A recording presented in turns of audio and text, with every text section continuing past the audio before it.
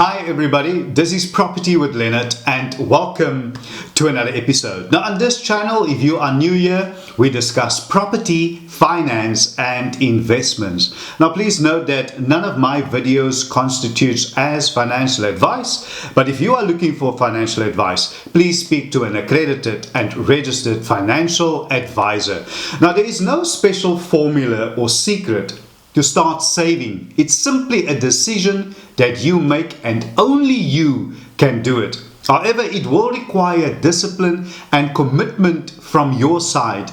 Now, everyone has the ability to save money, and you'd be surprised as to how much money we actually waste on the daily. But when you start to make smart decisions, those decisions, it helps a lot, but it has to be intentional. So in this episode, I'm going to share with you 9 easy steps to start saving money each month. And yes, it is absolutely possible no matter your current financial situation. And if you don't believe me, well, watch the episode and let me know what you think in the comment section below. Saving is a principle, it's an adjustment and a sacrifice that you need to make, and it won't be easy, but it is absolutely possible, and it's not necessarily about the money, and you need to get that. Saving and wealth creation and investing, they all go hand in hand, but if you can master the saving principle, you can become financially successful.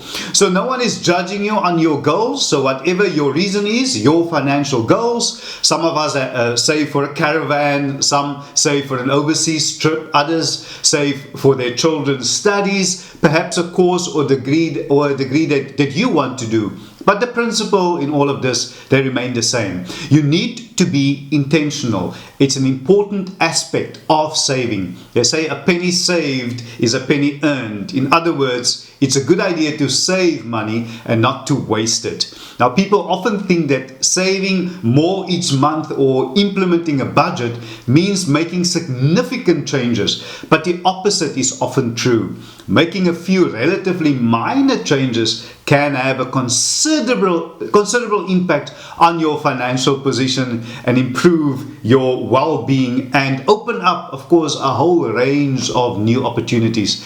The first one on my list is budgeting. Now, budgeting is a skill that we all have to learn at some point. Now, most of us do this by trial and error when becoming financially independent, but taking a more structured approach can help boost your monthly finances and take care of your debt. Now, one of the smartest things that you can do each and every month to save money is firstly to comb through your monthly expenses and just see where you can cut costs. You will be surprised once again of the effect this simple exercise will have, and it's a real eye-opener.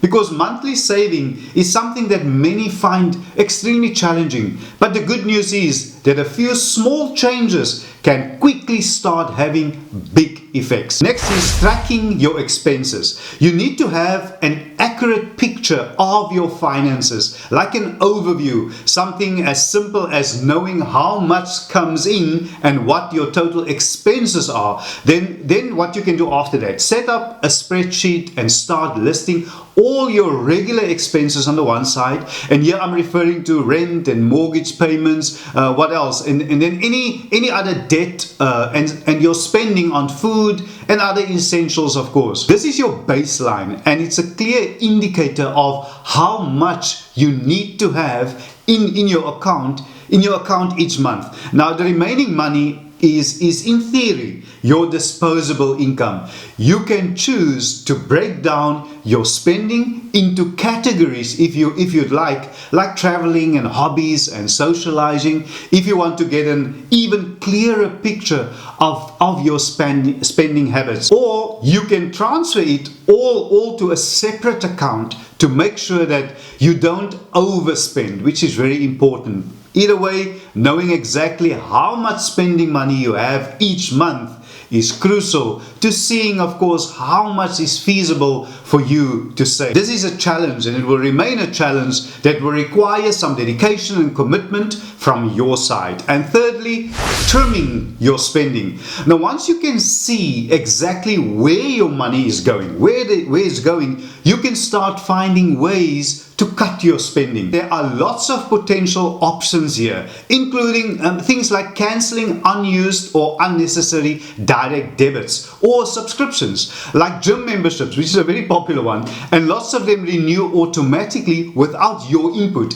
You need to take note of that. You can also reduce your purchases on things like make your own morning coffee at home instead of getting a takeaway. I mean, the same principle would apply when it comes to your lunch.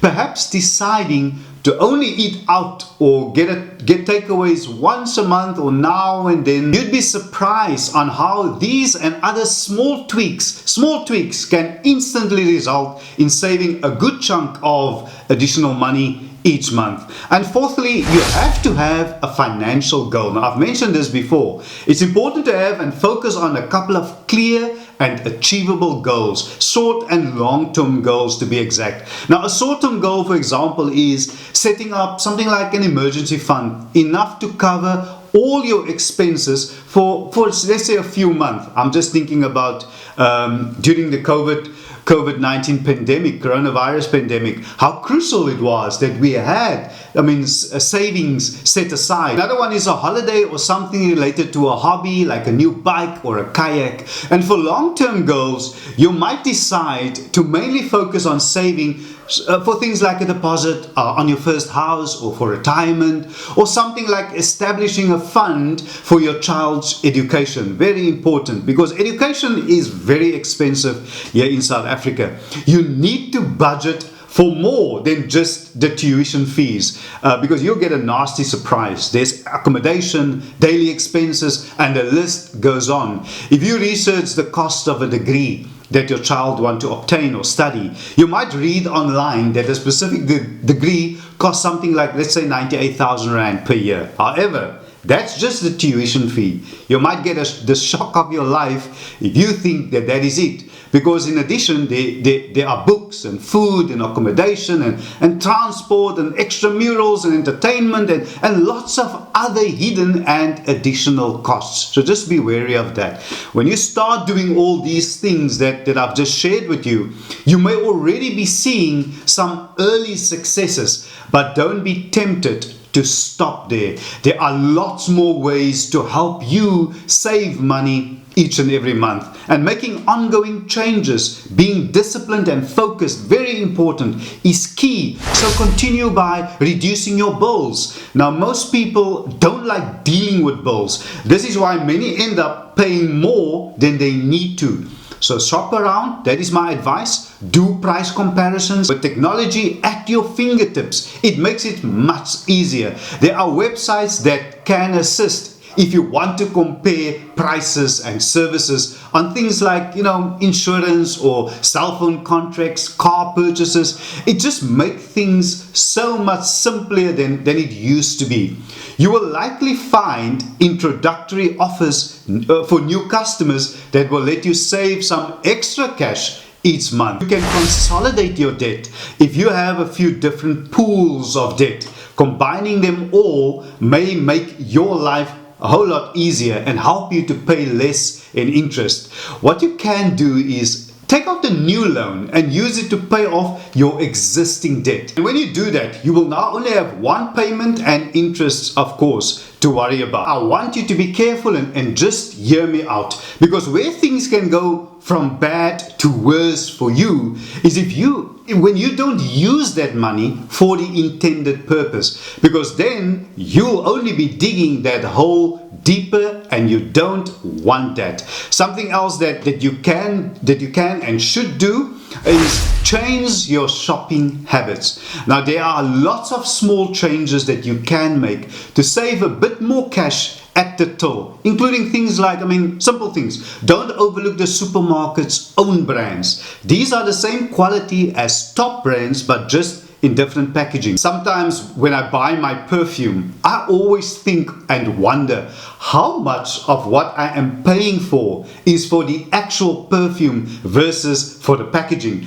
Also, don't be shy to utilize reward cards to earn while you spend. You should also explore buying staples like rice and milk, things that you often use in bulk. And my advice to you is check out any wholesalers in your area. They are almost everywhere, or should I say in almost every big town or city, and it helps. And next is reduce your car use. Now, I've done an episode where I shared with you 10 tips that will help you save money on fuel and improve your car's fuel economy, of course. I would advise you to go watch that episode. I will leave a link to that episode in the description below, or you can just click on the banner on top. The next obvious one is, of course, energy or electricity.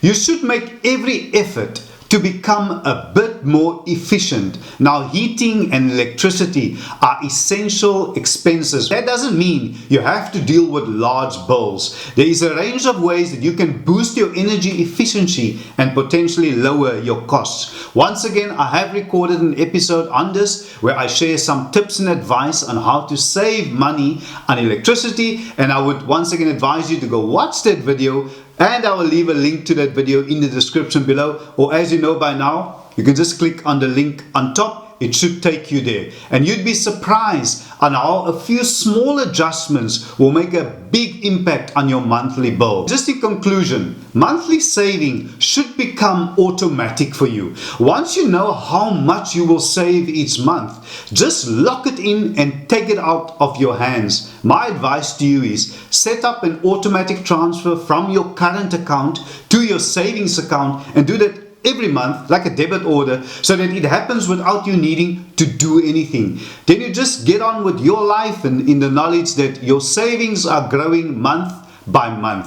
Saving money doesn't have to mean giving up everything that you enjoy, but if you are open-minded in your approach, it will open up a lot of other avenues for you to explore. So there you have it, everybody. I sincerely hope that what I've shared with you in this episode was of value to you, and it will help you to save money and become financially independent and financially successful in your life. I know that things are tough out there, and this might be a long stretch, but it is absolutely possible. Start small leaps, small little steps, as long as you make progress. But thank you so much for taking the time out and to listen to me. Remember to subscribe to my channel, to like this video, and to share it, and leave me a comment in the comment section below. And subscribing, two things. Firstly, it is absolutely free. It doesn't cost you a cent. And secondly, it is really easy. You can just click that subscriber button in the bottom right hand corner of your screen, and please remember to hit the all notifications, and that way you would be notified and you won't miss out whenever I upload new videos. Thank you so much. I see you in the next episode. Stay blessed.